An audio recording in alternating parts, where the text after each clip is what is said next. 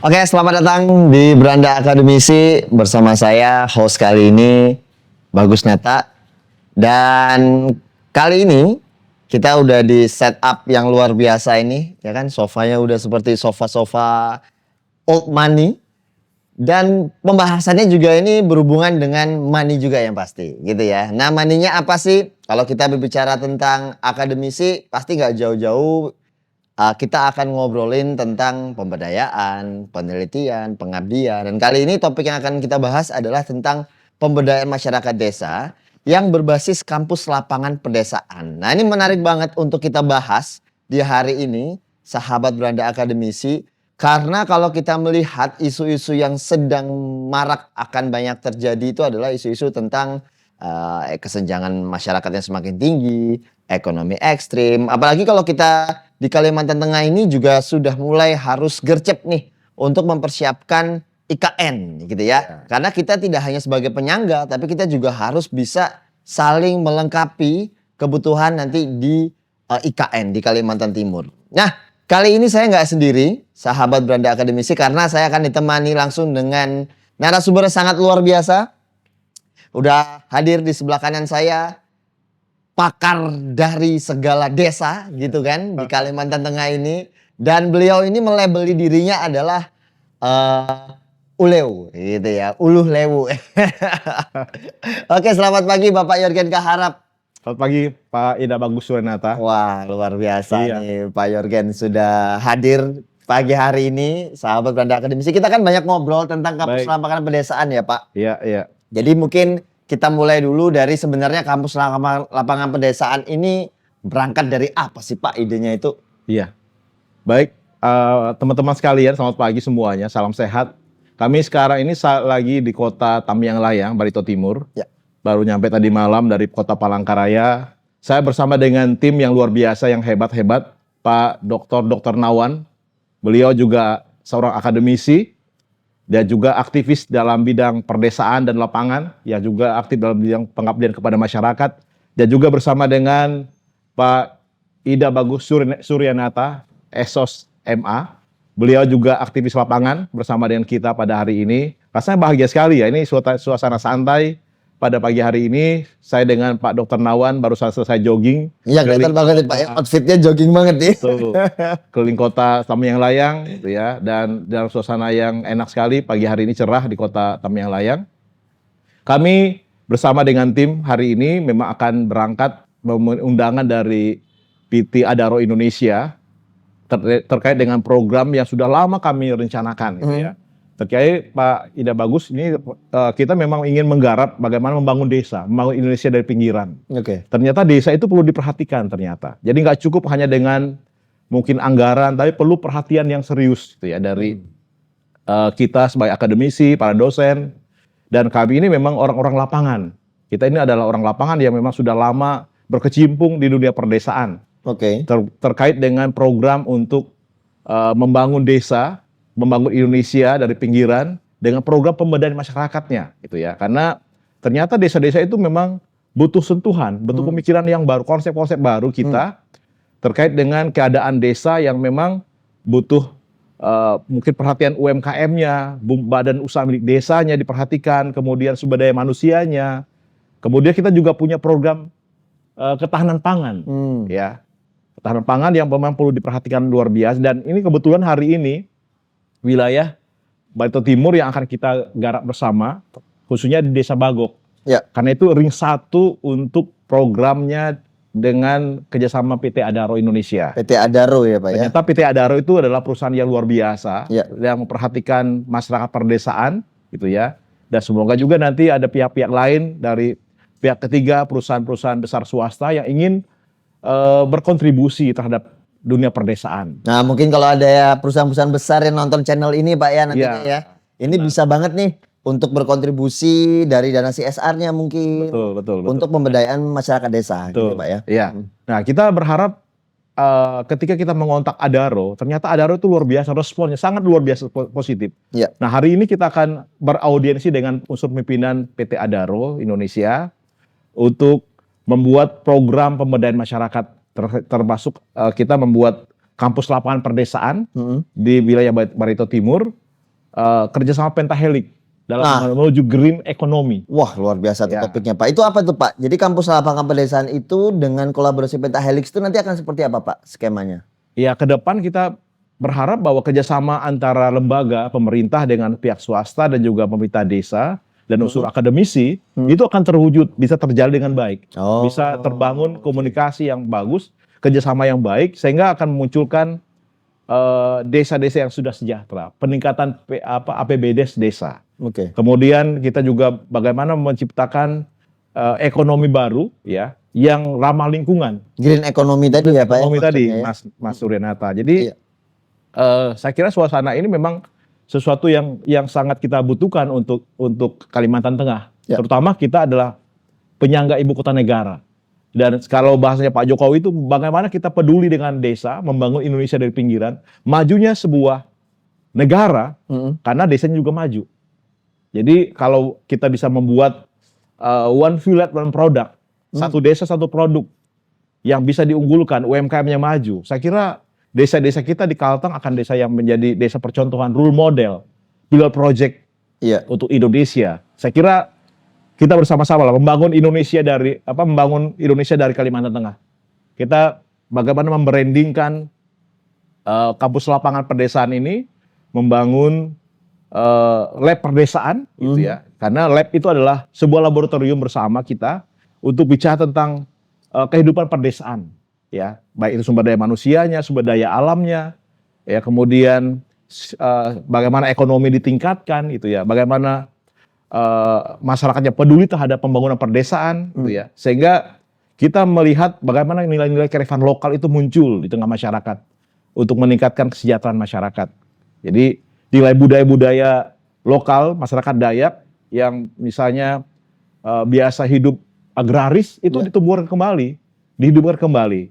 Jadi mudah-mudahan ke depan nanti dengan tim kita, dengan Pak Dr. Nawan, dengan Pak Ida Bagus Suryanata dan teman-teman yang lain ingin bergabung dalam rangka membangun perdesaan karena desa ini adalah sudah saatnya kita untuk memperhatikan mereka. Betul, betul, Ya, Pak. gitu Pak Ida. Nah, kalau kita berbicara tadi kampus lapangan pedesaan, Pak, tadi menarik banget ketika ada gagasan one village one product ya, Pak. Berarti kita akan menciptakan sebuah skema dari hulurisasi hingga hilirisasi ya, Betul, Pak Jurgen ya. Ya, betul. Dan di situ juga apakah akan didukung dengan ini, Pak, integrated farming kah? Atau mungkin juga akan didukung bagaimana nanti pemasarannya, brandingnya, packagingnya, Betul. itu gimana, Pak?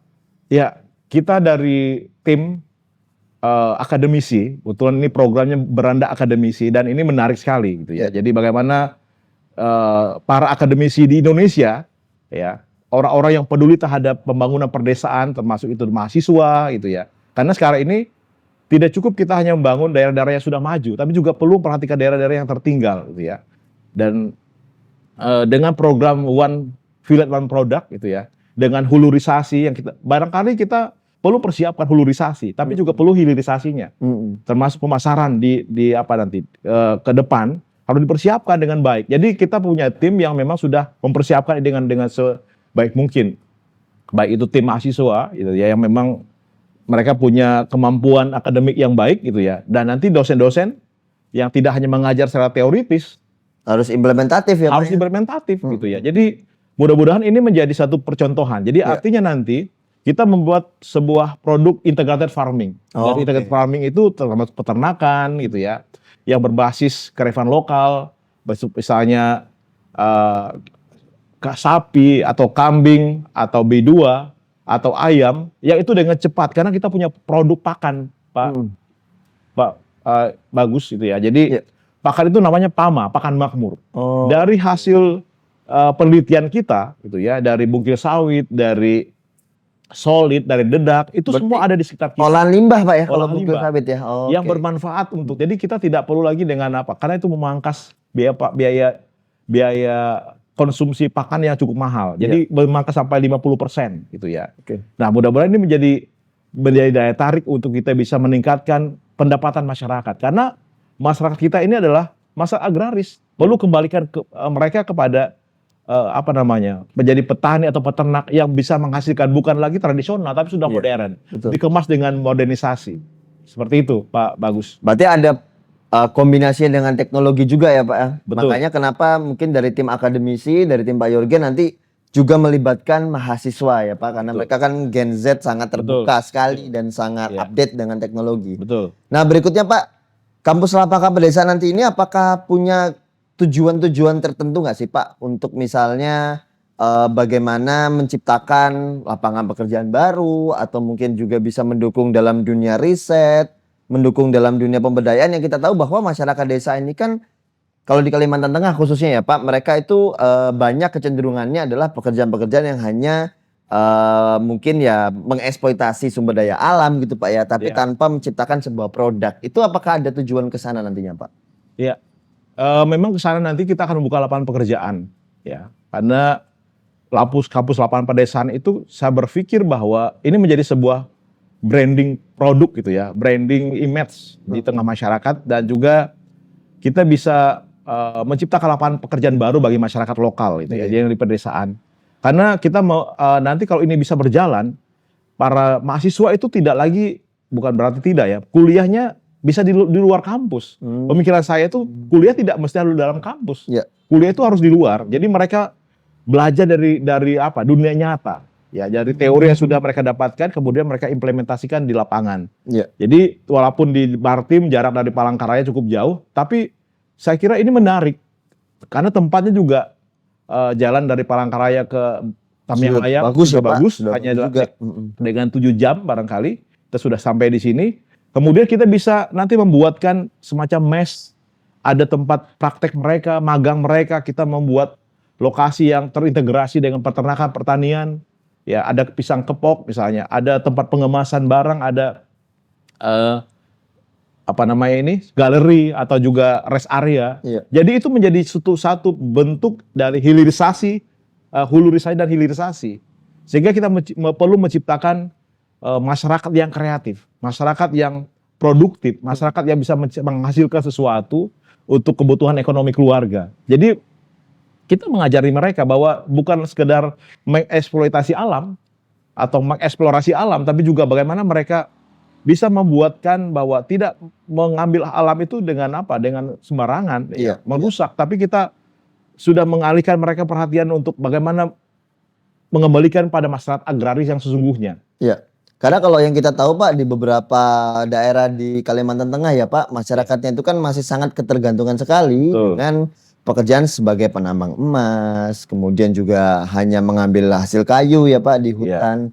Makanya dalam program Kampus Lapaka Pedesaan ini dengan ada perlibatan akademisi, ada perlibatan mahasiswa, itu bisa menjadi ide baru gitu ya bagi masyarakat desa ya Pak, untuk menciptakan dan membuat produk sendiri yang dimana itu larinya ke entrepreneur gitu ya Pak ya. Dan kita berharap juga nanti Pak Ida Bagus, para kepala desa ya, yang notabene mereka adalah stakeholder, pemegang kebijakan desa yang punya dana desa yang cukup besar, mereka bisa bekerjasama dengan kita. Kita sebagai konsultan desa, jadi ini menjadi sebuah model ya, pilot project yang bisa ditiru, bisa dilakukan dimanapun sebetulnya. Baik. Peternakannya itu kan hanya dengan pakan yang kita buat ini bisa mempercepat proses pengembangbiakan dari ternak itu sendiri. Misalnya sapi itu 1 kilo per hari kenaikan berat badannya, tapi lokal ya. Iya.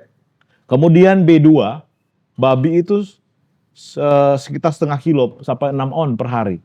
Kambing itu 1,5 on sampai 2 on. Wah, itu Ayam 2 bulan setengah, ayam KUB-nya, ayam kampung Ulan Balitna.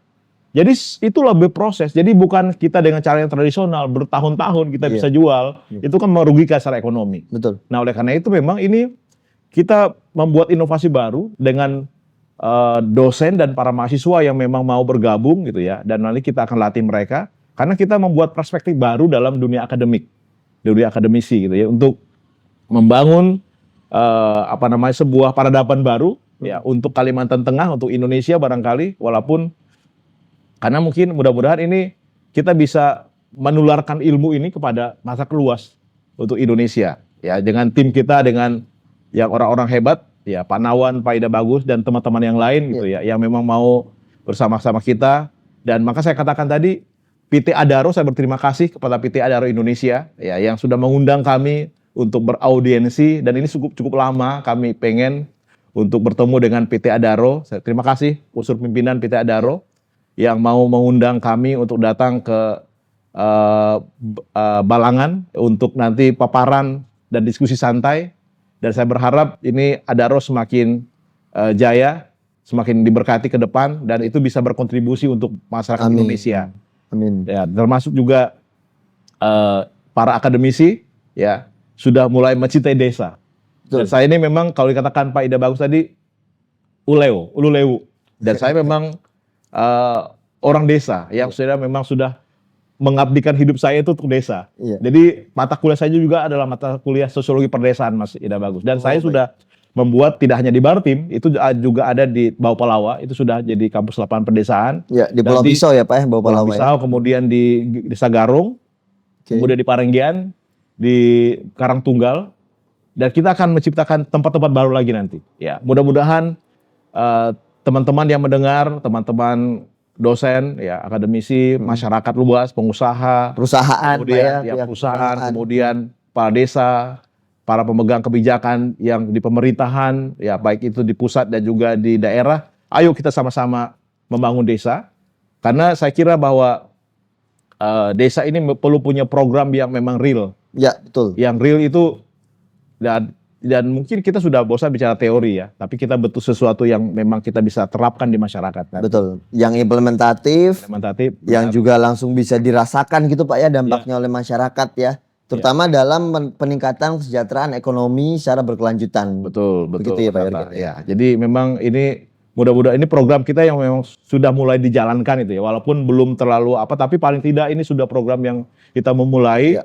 Ya, untuk mulai program ini memang butuh kerja keras dari semua pihak, gitu ya, dari kita semua tim, dan ada banyak pihak-pihak lain juga yang akan mengundang kita nanti untuk berbicara, dan saya berharap ini sesuatu yang bisa berwujud nyata kepada masyarakat, ya. Artinya bahwa dengan orang-orang hebat yang di kampus UPR, gitu ya, yang didukung oleh Lembaga Penelitian dan Pengabdian Masyarakat, dan ini menjadi pusat riset, Pak Rata. Jadi pusat pengabdian masyarakat. Jadi penelitian kita itu yang berbasis dengan hal-hal yang produktif, yang implementasi, yang inovatif, ya. Karena kita sudah membuatkan bagaimana packaging dari bentuk nanti ke teknologi hasil, teknologi hasil, gitu ya. Jadi produk desa itu kita bisa bantu dengan packagingnya. Bagaimana mempackaging, kemudian branding desa, branding image dari sebuah desa itu, sehingga itu tidak kalah dengan produk-produk di luar, ya. Kita bisa mungkin membuat menjadi, harapan saya nanti juga ada desa internasional, ya, international village, nggak apa-apa, kita berkunjung ke karena dia punya daya tarik. Desa itu bisa menjadi tempat inovasi-inovasi baru, produk-produk baru yang bisa dilihat oleh dunia internasional, gitu. Dan memang itu goals jangka panjang ya Pak. Bagaimana desa itu sudah harus saatnya meninggalkan stigma-stigma lama yang tertinggal. Betul, kemudian desa itu terlalu tradisional gitu Pak ya. Betul. Makanya banyak sekali program-program pemerintahan di presiden sebelumnya Pak Jokowi dan sekarang dilanjutkan oleh Pak Prabowo, itu juga konsentrasinya di desa ya Pak. Konsentrasi desa, artinya desa ini punya peran penting, punya sebuah strategi yang juga harus bisa mensejahterakan dulu nih untuk masyarakat di sekitar desanya, baru bisa membangun untuk Indonesia gitu. Betul, ya Pak Jurgen ya. Dan ini memang pemerintah Joko Widodo itu sudah punya program dana desa yang memang kita sudah melihat 10 tahun terakhir ini perkembangan desa sudah luar biasa. Hanya mungkin belum terarah dengan baik. Ya, artinya penggunaan dana desa yang memang menyentuh pada esensi masyarakat, yang meningkatkan ekonomi masyarakat. Tapi saya salut dengan pemerintahnya Pak Prabowo, itu ada bidang khusus Menko pemberdayaan ya Pak. Iya betul. Menko Pemberdayaan itu memang sangat tepat dengan program kita. Ya mudah-mudahan Pak Menteri, Pak Muhaimin bisa mendengarkan. Betul. Podcast kita hari ini. Gitu. Sama Menteri UMKM mungkin Pak. UMKM, benar. UMKM koperasi. Jadi UMKM juga bagaimana kita memperhatikan, kita siap membantu. Artinya bahwa para akademisi yang memang orang-orang lapangan gitu ya, kita bisa membuatkan produk inovasi desa, bahwa Indonesia maju itu karena desanya juga maju. Betul. Ya, jadi dulu memang orang melihat image desa itu adalah desa tertinggal. Makanya kalau bahasa deso itu memang mau orang nyebut desa. Lewu itu orang tertinggal. kebodohan, kemiskinan, keterbelakangan. Dari sana selalu Iya. sentralnya. Nggak mau, tapi sekarang ya kita bisa melihat desa yang sangat berkembang. Oleh karena itu kita dorong supaya desa itu sudah punya produk inovatif Betul. dengan para kades-kades yang hebat. Karena banyak kades yang kreatif saat ini. Yang memang mereka membutuhkan masukan-masukan dari kita pada akademisi. Iya. Jadi perlu berkolaborasi. Ya. Jadi mudah-mudahan teman-teman yang juga, ya saya tahu mungkin ada perguruan tinggi lain yang teman-teman saya di Andalas mungkin ya, di Siliwangi gitu ya. Iya. Yang juga teman-teman yang pokoknya kami tergabung dalam sebuah asosiasi pengelola sosiologi Indonesia ya, di Bu Ketum, mudah-mudahan bisa mendengar. Kita membuat kampus lapangan karena tidak lama lagi ada Loknas APSI di UGM. Oke. Ya, mudah-mudahan ini menjadi satu barometer kita bersama ya untuk kita bisa diskusi bersama, karena UPR sebagai mitra kerja kita yang punya sumber daya manusia yang bagus, kami kira tidak ketinggalan gitu ya untuk kita bisa berinovasi untuk masa depan Indonesia. Ya, mudah-mudahan ini menjadi model kita bersama untuk kita bisa bicara tentang desa perubahan. Ya, desa proklim, pro iklim misalnya kan, desa maju, ya, desa berkembang. Ya, kampus lapangan menjadi satu konsep bersama kita dengan teman-teman di Universitas Palangkaraya ya untuk terus berinovasi. Karena saya tahu bahwa tanpa dukungan dari pihak ketiga, pihak dari korporasi yang ada di Kalimantan Tengah yang cukup memperhatikan kita, ya kita tidak akan bisa apa. Tapi dengan perhatian yang baik dari mereka, ya saya kira kita bisa bergerak. Kita pergunakan kepercayaan dengan sebaik mungkin. Tidak mungkin kita akan sia-siakan kepercayaan ini, Mas Bagus gitu ya. Betul. Dan proyeksi ke depannya pasti ya Pak, bagaimana kampus lapangan pedesaan ini menjadi benchmarking. Betul, ya. Benchmarking, tadi role model juga untuk desa-desa lainnya dari di luar Kalimantan, baik mungkin juga di sekitar Kalimantan Tengah ya Pak. Iya. Kalau yang kita tahu kan di Jawa itu sudah sangat banyak sekali desa yang maju, seperti contohnya di Mojokerto itu setahu saya Pak, saya itu pernah lihat desa yang modelnya adalah crowdfunding. Jadi dia desa mempunyai fasilitas pariwisata, mempunyai fasilitas yang bagus dari kebersihannya. Betul. Dan itu akhirnya warga desa itu bisa mempunyai sebuah investasi di sana. Iya. Punya saham di sana, Pak. Iya. Nah, mungkin ke depannya juga di desa di Kalimantan Tengah ini kan juga nggak kalah ya setahu saya, Pak ya. Betul. Bagaimana potensi wisatanya, potensi budayanya. Nah, ini juga bisa menjadi sebuah terobosan baru, bisa menjadi sebuah gagasan baru bahwa kita juga bisa dikelola menjadi ekoturism. Ekoturism, gitu, Pak, ya. Iya benar. Okay. Desa wisata itu sudah kita buat ya. Ada desa wisata, program kita juga ada desa wisata, desa berketahanan pangan gitu ya. Jadi seperti Bahu Pelawa itu desa wisata. Jadi ada tempat permandian, ada tempat meeting roomnya, ya ada yang dipersiapkan 2025 ini adalah area kulinernya. Jadi paket-paket itu nanti kita akan siapkan. Ya. Jadi desa itu sebetulnya bisa berinovasi, gitu ya. Jadi membuatkan peraturan desa, gitu ya, yang terkait dengan kegiatan perdesaannya apa. Ya memang kita berbagai aspek gitu ya kita persiapkan. Jadi desa yang memang punya ketahanan pangan agrowisata, yang seperti di Garong, ya, itu kan punya agrowisata. Betul. Ya. Dan itu luar biasa karena satu wilayah yang masyarakatnya petani, tapi petani sudah maju. Betul. Yang punya penghasilan yang cukup bagus. Yang juga mereka sudah punya perspektif yang baru. Petani milenial. Milenial gitu ya. Nah ini yang kita harapkan gitu ya. Jadi bisa punya pendapatan per hari itu mungkin sampai 200 sampai 300 ribu per hari misalnya. Mereka bisa berkontribusi untuk meningkatkan ekonomi keluarga. Nah bagaimana nanti kita memviralkan ini, mempackagingkan ini ya, supaya menjadi sebuah bentuk inovasi desa-desa lain juga bisa meniru walaupun dia di pedalaman. Betul. Ya. Betul. Kita bisa membuatkan misalnya pisang kepok bisa dikemas menjadi sebuah produk UMKM yang enak. Kemudian singkong juga bisa diolah menjadi tapai dan lain-lain. Dan ada banyak produk olahan desa dan itu kita bisa membuatkan galeri di Palangkaraya. Jadi teman-teman dari luar yang ingin belanja dengan harga yang murah dengan produk inovasi bisa di situ ya berarti ya Pak ya. Ada kita sentralnya ada ya. Produk inovasi desa. Baik, ya, baik. Itu baik. Pak Ida Bagusnata. Baik. Pertanyaan terakhir Pak Yorgen, menurut Bapak kira-kira apa sih Pak harapan terbesar dari nanti akan mulai dijalankannya, mulai diaplikatifkannya kampus lapangan pedesaan ini terutama untuk wilayah Barito Timur, Pak? Ya, saya mohon doa dan dukungan dari semua pihak, terutama pemerintah daerah gitu ya, karena tidak lepas karena namanya pentahelik, berarti kita perlu bekerja sama dengan pihak-pihak terkait gitu ya, khususnya di dinas terkait dan juga pemerintah daerah, Pak Bupati, Pak Sekda gitu ya, dan unsur legislatif juga dukungan dari pemerintah itu penting, sehingga apalagi ini daerah yang penyangga ibu kota dekat dengan ibu kota negara, dan kalau kita terlena dengan keadaan ya kita pasti tertinggal karena perubahan modernisasi itu membawa perubahan yang luar biasa. Betul. Tapi tidak salah kalau kita dari pihak